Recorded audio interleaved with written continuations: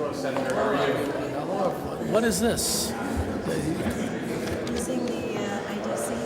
How are things going with the Democratic reunification today? Well, everyone seems to be moving in their normal pace, and I guess we won't know till we get to the floor. But there's no indication that there's going to be any problems on the floor.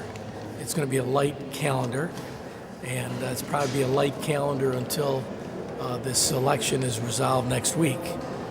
But we're all trying to make sure that it'll be a constructive work environment rather than chaos, and I'm sure that'll happen. Senator, do you feel like the governor is meddling at all in the leadership of the state Senate, trying to bring the IDC over to the Democratic side? No, he doesn't meddle in anything, as far as I know. I think he's pretty upfront that he's a bipartisan person and doesn't want to play politics with anything. He does everything based on policy. So I don't believe that at all. Sarcastic, I guess. Really? He did used to bet on that. He did used to be bipartisan. I mean, as recently as, a year or two ago, he said that he was proud of that. But we're talking now. You asked me now. You didn't ask me a few years ago. No, obviously it's political. He thinks it's important to unite the Democrats, and that's a position that I can understand, especially when he's getting hit from the left and getting hit hard from the right and the left and the in-between. So unity helps him, and that's what his main guiding light is. If it helps me, it's good. If it doesn't help me, it's wrong. So and you can't blame him for it. Senator, how confident are you that Senator Felder will stick with you guys even after? Nothing has been discussed about that. He's an individual who's going to make his own mind up. I wouldn't be presumptuous enough to discuss that with him, but that hasn't been brought up at all. If Democrats control the Senate, do you think upstate New York is in any trouble? Well, if you look at 2009 and 2010, history generally repeats itself, and I think it would be very bad, not only for upstate, but for other areas of the state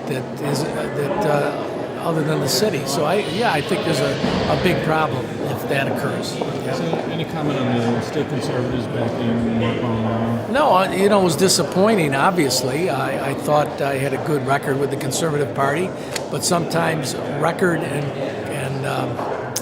background is not as important as political analysis. And apparently the Conservatives believe that that it was best for them to vote to give the straw vote to Molinaro. I guess things technically could change between now and the end of May, but that's sort of unlikely. And that's their decision.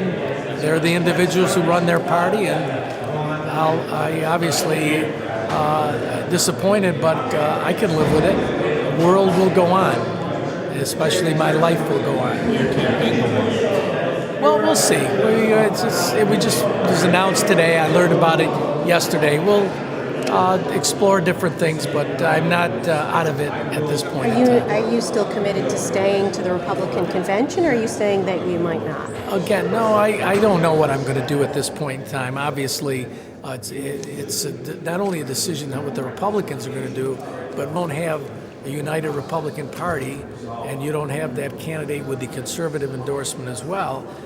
It's one thing thinking you can win and wanting to run to change the direction of the state, then you got to be practical too, because it's a heavily Democrat state. If the Republicans are not united, it's tough for anybody to win. So that's why I got to sit down, look at it, count my numbers as far as the Republicans, and make a decision.